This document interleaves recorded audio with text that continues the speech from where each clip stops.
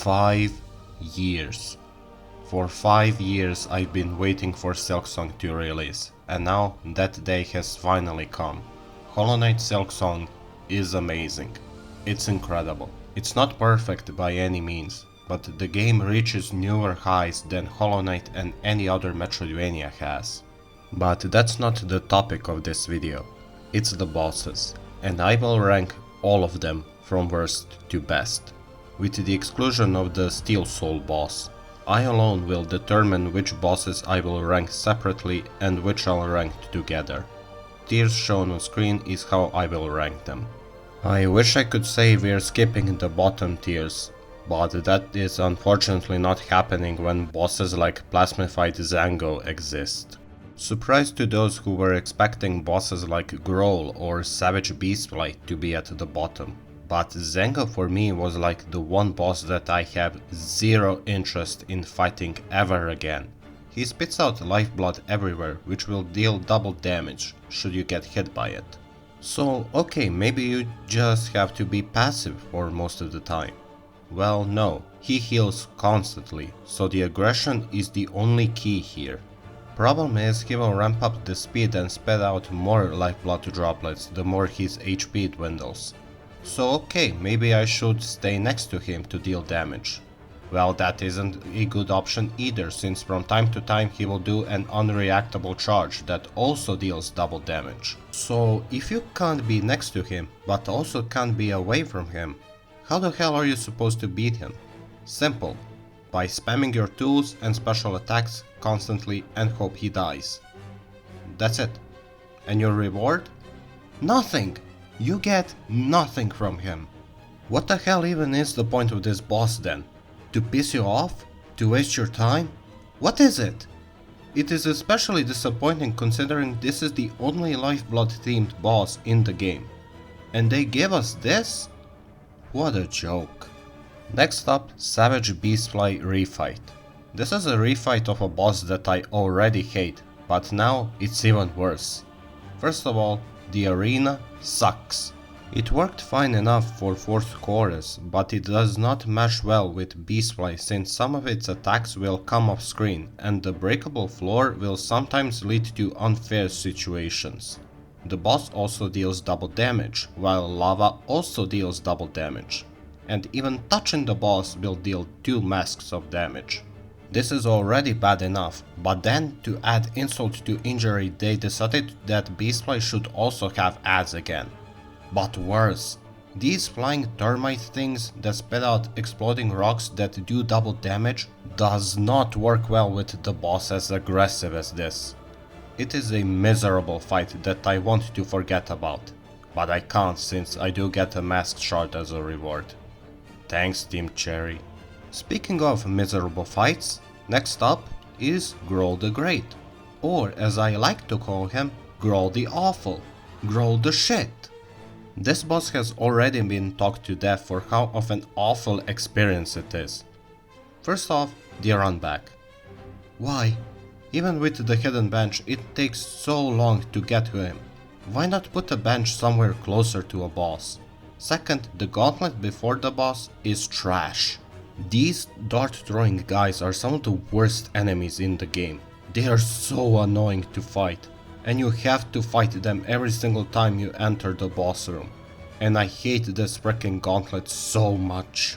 Then Growl enters the stage, and while he isn't as bad as the runback or the gauntlet before him, he's still annoying to fight with how much he just likes to fly away from you, try to inhale you or spit out explosive slimes. Not also helped by the arena being covered in maggot waters.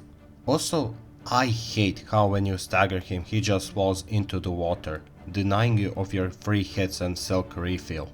The only thing that I somewhat like is the in-between when the giant spike ball comes from left or right, or when the minions spawn to do a single attack and then disappear.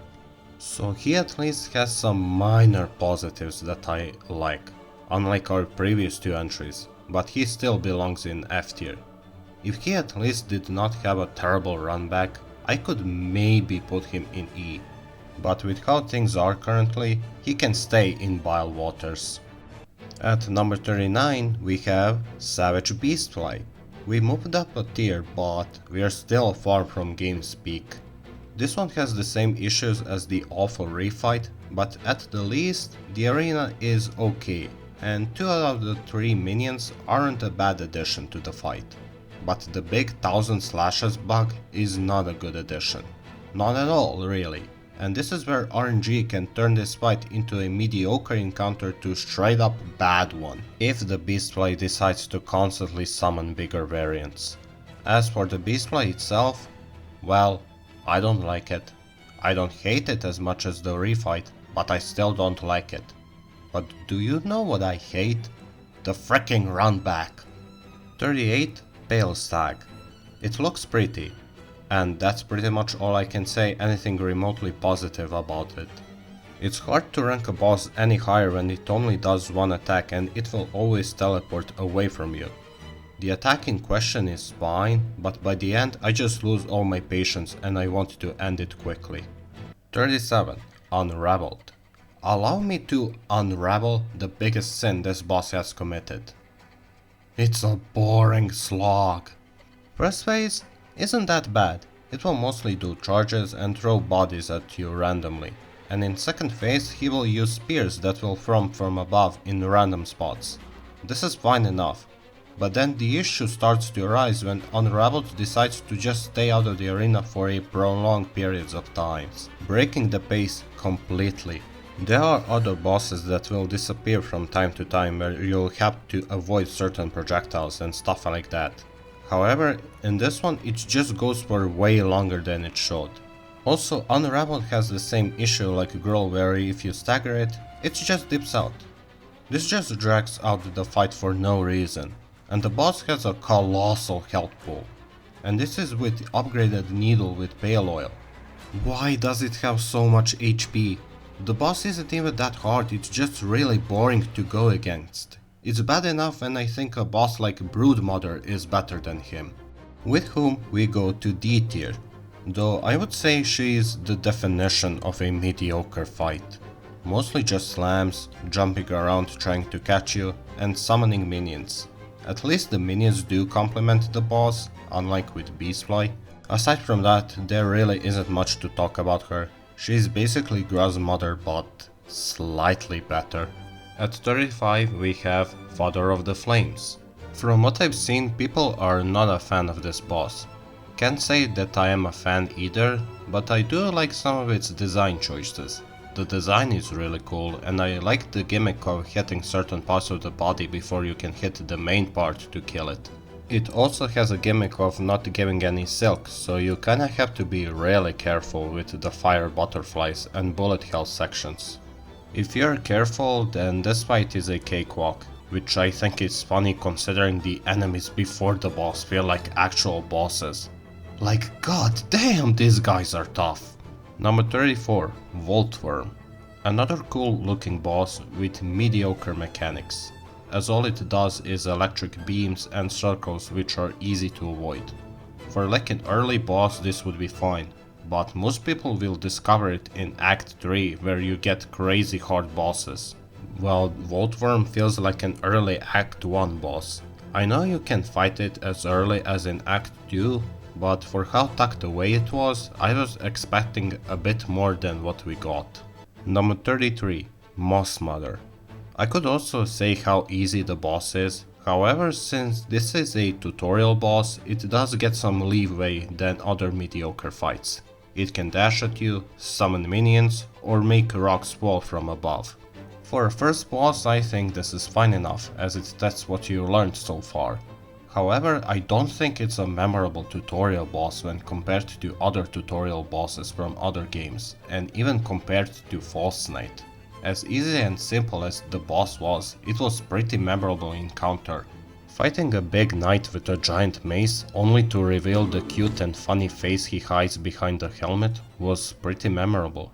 Here the only memorable thing was the music, but it's not even hers, it's used for Morwing as well. There's also a refight you can have with double Moss Mothers, which is also okay, more chaotic for sure, but I quickly forgot about its existence once I was done with it. Moss Mother is fine, but I don't think she is C tier deserving. But number 32, Skull Tyrant, is our first C tier boss, but he is lucky to be here. Even though he also only has 3 attacks, charging, jumping and making boulders fall from above, I do think he is better than Moss Mother for being faster, more aggressive and even more memorable. While all he does is charges and throwing a tantrum, I do like that you can't just pogo on his head since the skull is protecting him. You have to be close to him to deal actual damage. What convinced me to put him in C tier was the surprise jump scare in Bone Bottom. This completely caught me off guard and made me hate him for killing poor little pilgrim and... Wait, what was his name again? Anyway, while the fight is basically the same, I do like the surprise factor of it. Number 31, Guard the Outcast. Aerial Denial is this guy's game.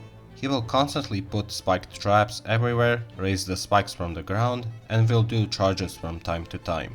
I like the traps where you have to hit them if you want them to disappear faster before Gur overwhelms you with them. And I like the theme of the boss with him being the hunter that traps his prey with traps and spikes. It's a fine mini boss. Number 30, Crawfather. Him being in C tier was a quite shocker to me. I thought he would be an awful boss considering he keeps summoning Craws to help him. Yet somehow it actually works. Like the Craws do complement well Crawfather, who will usually do chains and slams. If it was just Crawfather, it would be a completely forgettable boss. If we had like Hollow Knight's moveset, this would have been awful. But with Hornet's movement and her toolkit, it works. I also really like the designs of Craws and Crawfather. They look badass. Now it's time for the spiciest take of today, putting Nihilith only at C tier and this low. Out of all the hard bosses you have to do in Act 3, Nihilith unfortunately sticks out for being weaker than the rest. It does look cool and I like the gimmick of the boss hugging either side of the wall, which escalates in phase 2 with no platforms and you have to hang on the walls yourself if you want to survive. And if you want to damage Nihilith, you have to keep pogoing on her head. And this is my biggest issue. Phase 2 just lasts for way longer than it should. Sometimes I won't be able to hit Nihilith for some time cause she keeps spamming the AoE explosions and projectiles. It can really drag on the fight for way longer than it should. I like the concept still, and the music is pretty nice, but compared to the other Dream-esque bosses, she is the weakest. 28. Watcher at the Edge. This is a regular Coral Knight enemy turned into a mini-boss, but now has an expanded moveset. It's like a Knight duel, and I'm always a fan of those. He is fast, has deadly combos, he can sometimes burrow into the ground and quickly ambush you, and I really like the arena, it looks awesome. Nothing more to say other than it's a fun fight. Disgraced Chef Lugoli is up next, and well, there's no other way to say it. This boss loves to sit on you. Like, how else can I describe this attack? She will not give you a break from trying to squash you with her butt. Aside from that, she also can use her spoon to smack you while sending ball maggots that can bounce around. You don't want to get hit by those as it means you have to waste a heal to get them off. And those balls become trickier once Lugoli starts diving in and out of water while sending more of them. Or when she slams the ground with her gigantic butt. They are good additions to this otherwise simple boss. Maybe I shouldn't put it higher than Watcher since it is simpler than him. But for that comedic attack, I'm putting it higher. 26. Pinstress. Another one-on-one duel that can be pretty fun but also a bit annoying at times. When she keeps hovering in the air while throwing knives, it's annoying. But when she uses her melee combos, it's pretty fun. But then when you knock her, she can just fall off the arena, denying you a free punish. But the cross slash is pretty good, and I like how sometimes she can charge the attack and then hold it to try and trick you. So you can see that I'm a bit conflicted about her. There are things that I like, but also things that I equally dislike. So it evens it out in C tier for me. 25. Sister Splinter.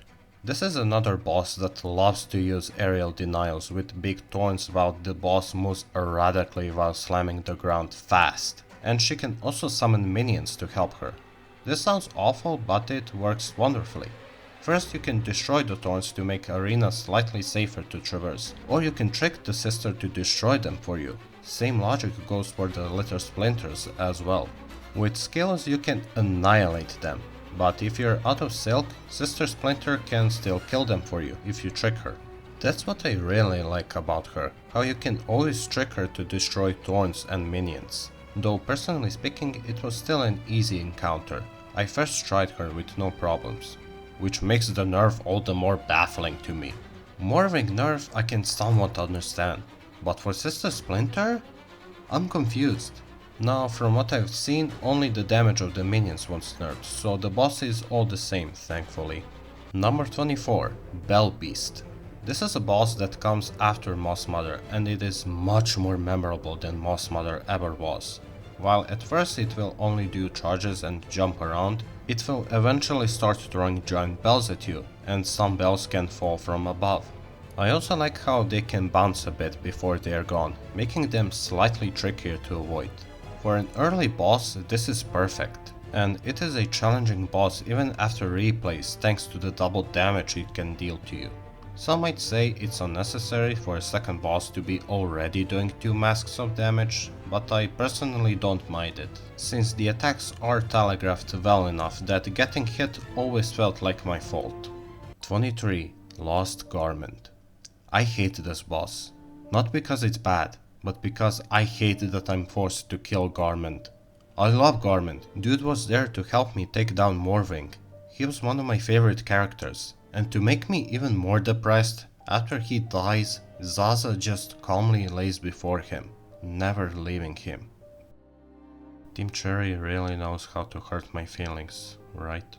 Mechanically he is solid with using all the weight base attacks you've seen throughout Act 3, and he can chain them to make them even deadlier.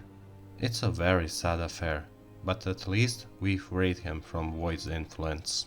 At number 22, Chakra is thankfully not a depressing fight, but just a good duel with her. And oh my god, am I terrible at her. She is fast, she is quick, she can chain attacks in surprising ways, can trick me with sudden follow-ups, and now you see why she survived all of Farlam's dangers. The flow of her fight is great, and how seamlessly she can chain one attack into another, and dodging them is really fun. On replays I could see her being even higher than C tier, only time will tell. And now we are finishing off C tier with Bell Eater, though I would say he is between C and B tier for me. In first phase, he will show you what types of attacks the tail and head will be doing. The head will mostly do slashes and vomit all over you, while the tail will spit out explosive bombs. It's important to know them once they start overlapping them in phase 2. Here the arena gets expanded and you will get much deadlier attacks, and sometimes Bell Eater will run across either floor or ceiling while the bells are falling from above. I especially like it when it runs across the floor and you have to stay airborne while also avoiding bells. And the setup is brilliant, with the Bell Eater jump scaring you when you try to call for Bell Beast. And the best part is at the end when Bell Beast jumps in to rescue you. Again, not 100% sure on the placement currently, but on replays it will probably go even higher. Now it's finally time for B tier bosses to get their spotlight. And we're starting it with 4th Chorus. Though I admit, it's not as complex of a boss as previous two. It does have breakable platforms that limit your movement while the boss keeps doing other attacks, but nothing crazy like overlapping combos from Bell Eater. And Chorus is quite easy compared to Chakra, so why do I have him above those two? Well, it's bias, I admit. It's not complex or hard. Yet the grandness of the boss with epic music and weighty animations make it a very memorable encounter for me. Plus, for how early he appears, I think he is perfectly tuned. Sure, on replays it doesn't hit the same, but that first feeling of fighting this giant monstrosity makes it feel epic.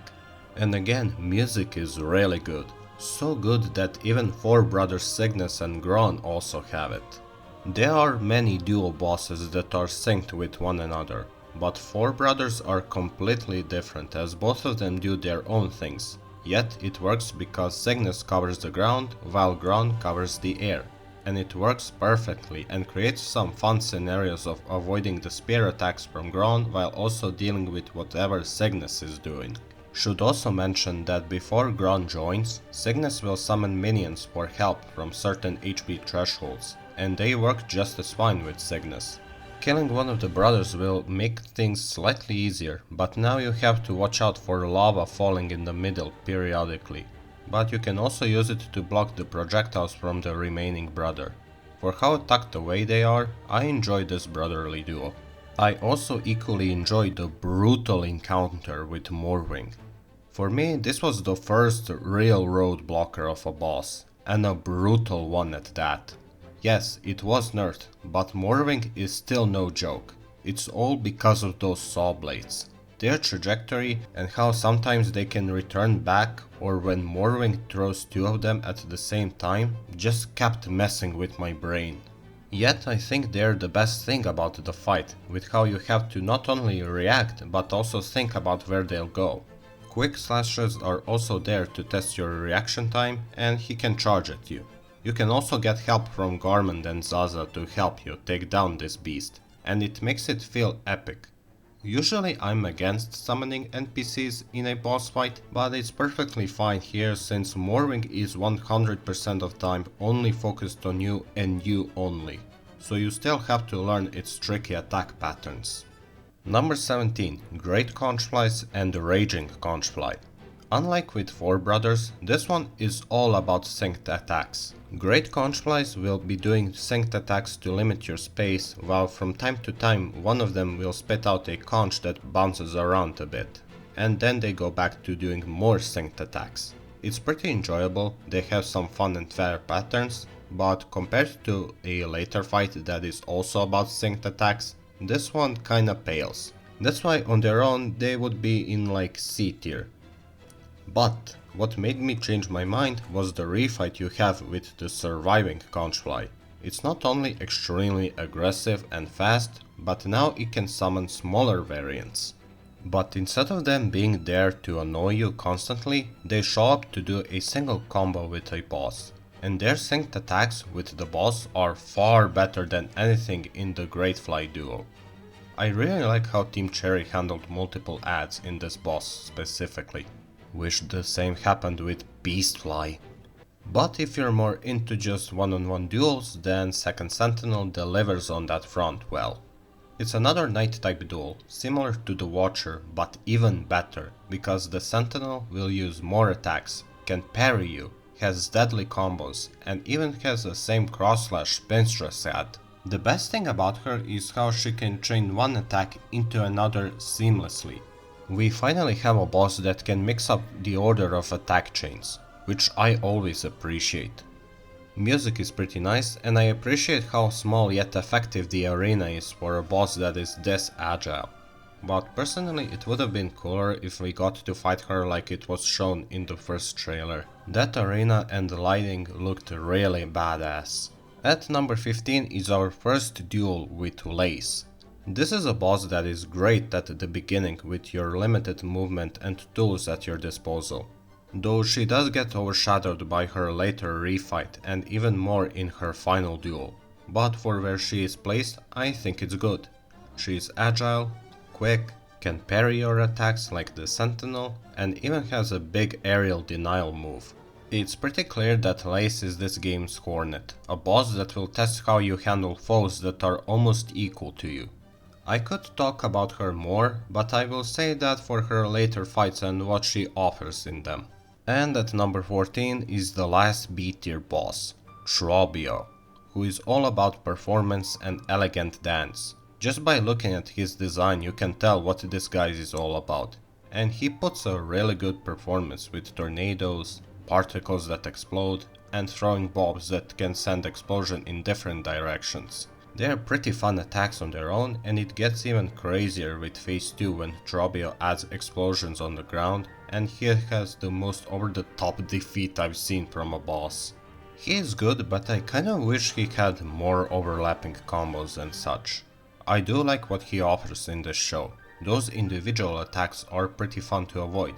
But you know, he could have gone a little harder. I wonder if such fight exists to satisfy my need. Anyway, onward to A tier. Number 13. Phantom. Discovering Phantom for the first time was such a memorable moment for me in Silksong. Traversing through the mist as you try to navigate through this confusing maze while facing screaming wraiths everywhere, and then entering Exhaust Organ and discovering what was the source for this creepy music playing was a great moment. As for the fight, it's quite similar to Lace but even better. She is U-sized and can do quick pokes, lunges, throwing her weapon, parrying you, and can do big AoE slams. And in phase 2 the mist comes into play when she starts disappearing and then reappearing to do various different attacks. She has a great flow, which is something that you'll hear me say a lot about these remaining fights in A and S.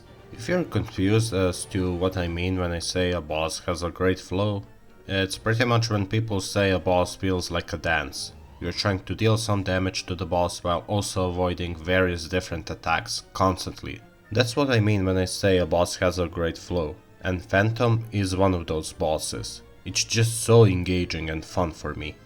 And speaking of engaging fights, next on the list is Seth, character created by Seth Goldman, who tragically passed away due to cancer, but got his wish fulfilled to meet Team Cherry and create a character.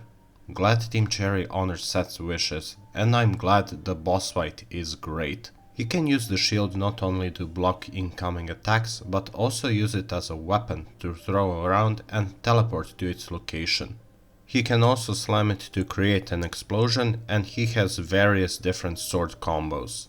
In phase 2 he doesn't gain any new moves, but what he does is doing multiple slam explosions and doing different combos that have different variations, which I always love when bosses have them. And the music is just so beautiful. The best way I could describe this boss is that it feels like a fair and honorable duel. May you rest in peace, Seth. I described Seth's fight as honorable duel, while for Widow I would more describe it as adrenaline rush. She's a frantic lunatic who will do rapid slashes, make bells fall from above, either vertically or diagonally, scream to make even more bells fall, and from time to time she will run across the arena while her webs pull bells from below. I really like that attack and how you have to stay airborne to avoid it completely. And the music pretty much sells the idea of this frantic battle where you try to survive the ongoing hell that is happening. And once you think you beat her, she suddenly comes back and reveals she has a second health bar. But while I do appreciate the increased aggression in her attacks, she also loses the ability to raise bells from the ground, as well as other attacks. It's a great phase, but I also wish she kept all of her attacks instead of losing some of them. And that's why I have Last Judge above her, because she doesn't lose any of her existing attacks in phase 2. Instead, she gains new attacks, but also some additions to already existing attacks. Her fire-based attacks are the best thing about her, like the Circle of Flame that requires good positioning, the Slam that makes the whole arena on fire, dashing while creating pillars of flames, or throwing her weapon that explodes.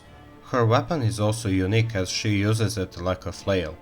Despite her huge size, it never feels unfair when you get cornered because she will either back away to do a ranged attack or will jump and slam the ground, which you can just dash under her. The only thing that sucks about her is the run back, which while it's not the worst, it's still pretty annoying.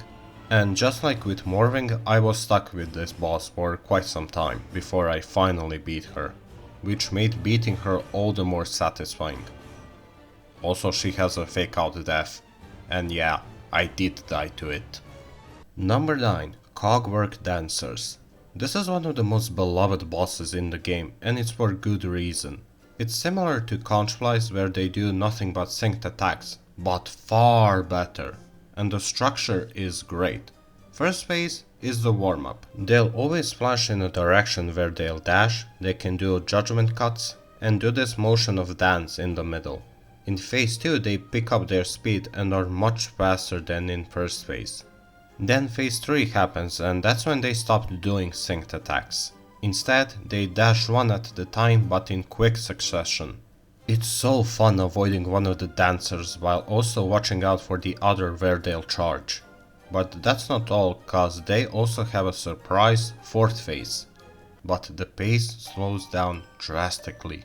Now, without its partner, it can no longer perform a dance, and the music changes to much more melancholy sounding. This was such a memorable encounter, a gang fight that gets more and more intense with each phase, and a final phase being a complete subversion of what I was expecting was a really memorable moment. But you know what's better than a dance with robotic dancers? A dance with actual dancers. That's right, at number 8 we have Clover Dancers. This is on paper the same fight, but with a couple of changes to make it stand out. In this one, there is no warm-up. It starts straight into the faster tempo. First phase is synced attacks, while the second phase are dancers doing desynced attacks. The two big changes in here is that only one of the dancers can be damaged, which means you have to work on your gymnastics more if you want to beat them. And second change is that whenever they do the dance motion, they can do a giant tornado that will circle around a bit. These two additions completely change how you have to fight them, and it's so fun. I don't think they're the best gang fight Team Cherry has made, I still prefer Sisters of Battle, but this is still one of the best gang fights that I've seen in any game. Number 7. Crust King Khan. This guy is just a badass Chad. His design is awesome, and he has a very unique fighting style. Instead of fighting directly, he conjures different coral shapes and directions of where they'll appear. And as the fight progresses, his attacks become faster and faster. I do wish they overlapped a bit to make them more engaging, but I still like dodging them regardless. I also really like the setup of it. If you want to fight Khan, you have to go through these combat trials while fighting brand new enemies not seen anywhere on the map. And the enemies that show up are for the most part really fun to fight. Though I have to say, I had like a major deja vu while I was going through the Coral Tower. It's so identical to the Arena Tower in Ender Magnolia and how you get to the major boss of that area. Pure coincidence, I know, but it's still pretty funny to me. You know what's not funny? Entire coral area getting cut from the game. I was so excited to finally explore Coral Forest entirely. But no, it's only the tower, and that's it. Oh well, at least the Coral Tower is still enjoyable and Khan is a great boss. Well, that's it for A tier. Let's now move up to S tier. At number 6 is our second duel with Lace at Cradle. This is a big upgrade from her previous encounter. She's not only faster, not only does she have more mix-ups, but now has after effects after certain attacks and can chain different attacks multiple times, like her big aerial denial move. She also has different variations when she parries you, which makes things even more tense than they were before. There's almost no downtime between each combo, you're constantly on the move and it's addictive. The arena is also beautiful with the white flowers. The design of the arena is also great and how you have to watch your footing. It's incredible, it's addicting. Though unfortunately, just like with her first encounter, this also gets overshadowed by her final encounter at the endgame. But still I think she deserves to be in S tier for how of a big improvement it is on the original fight. It's an amazing duel. Number 5. Tormented Trobio. Oh look, yet another refight that is far better than the original. My wishes were fulfilled in this fight with overlapping attacks that happened constantly. Almost all of his attacks have gotten new additions, like his bombs that explode both vertically and horizontally, tornadoes that leave after effects, and of course more explosions than before. Each move is demanding on their own, so you can imagine how much harder it gets when they start overlapping. It even feels like a bullet hell at times. And hey, those types of fights are my favorite. though I would say he's not without flaws. I think the purple background kind of obscures the direction of certain explosions. But despite this, I still enjoyed this encounter quite a lot. For some, it could be a lot to handle, but for someone like me, this is an incredible fight. Also, it's so funny to me how Tropius' first idea, when he heard that Farloom has fallen into chaos, that he should go in his emo phase. This freaking character, man. Next up is Grandmother Silk, final boss of Act 2. That joke is kind of true since she does have a lot of Radiance DNA in her attacks with the big needles and their various patterns, and even spikes on the ground in her second phase that are identical to the Radiance's spikes. However, the way Silk uses her attacks in tandem with spikes and needles are different from how Radiance was using them. Like Silk's claw swipes are always followed by the needles. The spikes can appear in different spots of the arena to limit your movement while you still avoid incoming giant needles. She even has other attacks that can overlap with the needles, like the falling rocks from above, and she has her own judgment cut, which, if you get hit by, leads to the sickest grab animation in the game. Despite her enormous size, she is always on the move, so the fight never feels static in any way. I am disappointed, however, by the balancing. If you export everything before her, you can just destroy her quickly, which happened to me on my first playthrough. This playthrough I decided to go in with only one needle upgrade, and it made me appreciate the fight more. Not only did the fight last longer, but also I got to see more of her overlapping combos, which were so fun to avoid. Her design is incredible, and the music sells the sense of grandness and finality. Number 3. First Sinner. I need to say this boss, along with the remaining two, are better than any boss in Hollow Knight. I mean that. First Sinner is insane. She is similar to Widow, but even crazier. Instead of utilizing bells, Sinner utilizes swords that can be sent in various directions and even overlap with her other moves like her rapid slashes. Throw in her constant teleportations and attempts to heal, and you get an adrenaline rush of a fight. And if that wasn't enough, she has a second health bar where she introduces AoE explosions. Her speed increases and she can do even more overlapping combos.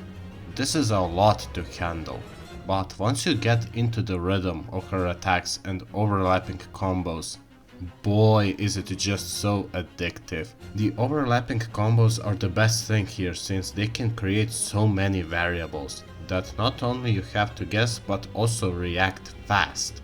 While the music is the same like with Widow, I think it fits even better in here with Sinner's crazier toolkit. You know you created an amazing boss that once I beat her, I was sad that it ended too soon. That's why I can't wait for the Godhome DLC for this game, cause I know which bosses I'll refight the most. Please, more of these fights, not freaking Zango or Beastfly. Number 2 is Scar Singer Carmelita. With this placement, now you know who is my number 1 boss. But you might have guessed that by now. However, at some point I was considering putting Carmelita at number 1, and it's for good reason, because I think her fight is 10 out of 10 and a contender for one of the best 2D bosses I've ever faced. Her style of fighting is very unique and how you have to approach her. She can sometimes block the incoming attacks and then immediately follow it up with various different counters. So you must get more creative with how you get free hits on her. Her attacks are also no joke with her 3-slash combo, a spin, throwing her weapons and stuff like that. They are very demanding with how you have to avoid them. And I like how you can hit her weapons when she throws them at you to make them go through you. Phase 2 adds a new attack while also extending some of her already existing attacks. Phase 3 doesn't add any new attacks, but what she does in this phase is insane. She has 0 pauses between her attacks. Once she's done with a certain combo, she's already starting a new one. It's one of, if not the best examples of non-stop flow in a boss fight that I've seen. It honestly amazes me how Team Cherry managed to create a boss that has so many combo variations and non-stop attack chains be this damn good. And the music! Oh my god! It's incredible! It's a masterpiece of a boss fight, and yet there is one boss that is even better than her. And that boss is Lost Lace. This is our final duel with Lace, where she finally unleashes her full potential and then some. She has same attacks that you've already been familiar with, but now mixed in with different void follow-ups, like charges that leave void tendrils, or extending her arm to try and reach you. She also now has even more combo variations than before, some based on your positioning and others based on RNG, so you're never sure as to what her next move will be. Phase 2 starts to add even more void based attacks, which, while they are similar to those you've seen in Act 3, works super well with Lace's other attacks and how they can start to overlap with her other attacks. Her different combo alterations combined with different void attacks is what can create so many different scenarios and such. But once you beat her, seemingly for good, void starts to leak in the arena and Lace reveals her third and final phase, where she truly becomes excellent. She's now much more aggressive, uses her void based attacks more often. From time to time a giant void waves can appear from both sides. She can teleport all around the arena, and her big aerial denial move got a big upgrade. This is where you'll get some of the most insane overlapping combos in the entire game, and it is a thing of beauty. I appreciate the void waves for not only utilizing Hornet's running speed, but also they are a slight breather from Lace's endless barrage of attacks. When you combine all of her attacks, her combo variations, her overlapping combos, and her incredible music, you get a perfect final boss. This is also the hardest boss in the game, and I'm really happy that it's also the best. Truly an amazing final boss to end this amazing game. And there you go, that's my Silksong boss ranking. So my closing thoughts on the bosses is this: while there were a couple of truly awful encounters, almost every boss felt completely unique. You just wouldn't mistake one boss for another. That's the kind of variety you should go for. Plus, I got 6 amazing fights, so I'm not complaining. If you're wondering where Lost Lace would rank among my top 10 best Metroidvania bosses, I think I'll just tell you what my current top 5 are. Number 5 is Gilroy, number 4 Darius, number 3 Dreamborn Terror, number 2 is Aegong, and number 1 is Lost Lace. Thanks for watching this video, and hopefully I'll see you soon with the next one. Goodbye.